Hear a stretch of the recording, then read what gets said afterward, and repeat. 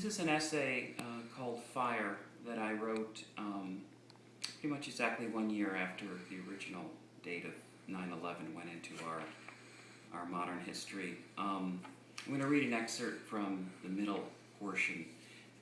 It's about when a chimney sweep comes to the first new house that I lived in up here in Cold Spring, and they being on the roof and looking at the world from up there, and looking up the shaft and thinking about building the first fire and if the chimney would draw the smoke out. And then there's a jar of ashes and bone on the mantelpiece, and those are the remains of my mother-in-law, who died just a few days after 9/11, and that brought me down there during those weeks. And this excerpt is from when I'm in the apartment the day she died.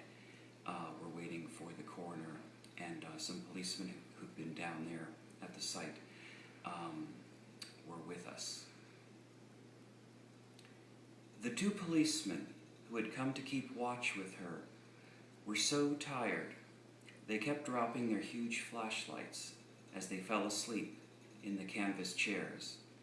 They'd been going 18 hours. They had that damn ash on them, like the gray tire tracks left by the fire trucks that returned to their stations. It was a long wait. They were both very tall, divorced, played banjo together, and have always gone by the precinct nickname, the Twin Towers. They really didn't want to talk. I pressed against this new barricade until their silence broke.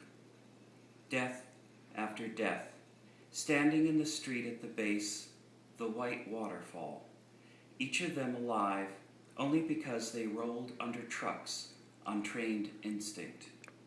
The ones that stood next to them didn't and disappeared. This was their first moment of rest, and still there was no thought. Their heavy flashlights clatter to the floor again. They are too big for these directors' chairs, and there is nothing we can offer them except questions, compassion. Hours later, the coroner arrived, apologizing quietly for being so late. "You understand," he whispered. He was clearly overwhelmed, and we smiled at him and his mute assistant to let him know we understood. I followed them into the little bedroom with a perfect view of the billowing smoke from the bed where an old mother waited under a blanket. I watched how carefully he shifted her body into the bag so that nothing was revealed, as if he was just clearing the bed of sheets and quilts. The little photographs of my daughter smiled at her from the vanity mirror, all the stages of her young life taped to the glass, ending here. I asked for a look just before they zipped the bag shut, to be sure, because no family had seen her, just a tiny lump under the blanket, as if someone had kicked the covers off quickly. It was her, Grandma Rosa, as my 6-year-old daughter called her, and she was dead. The expression on her face, one that burns through every floor of forgetfulness until it etches in at the back of your skull, never to fade until they bury it with you. Outside, the smoke rose straight up.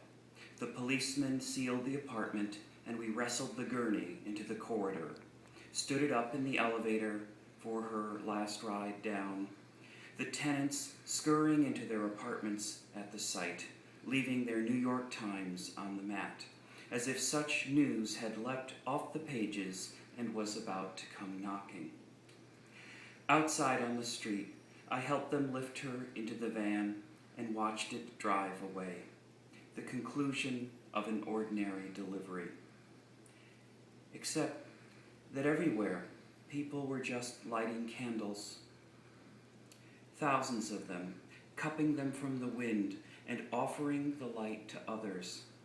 Kitchen staff clad in white, glowing like angels in doorways. Up 6th Avenue and down to where the smoke climbed, rose of fragile light.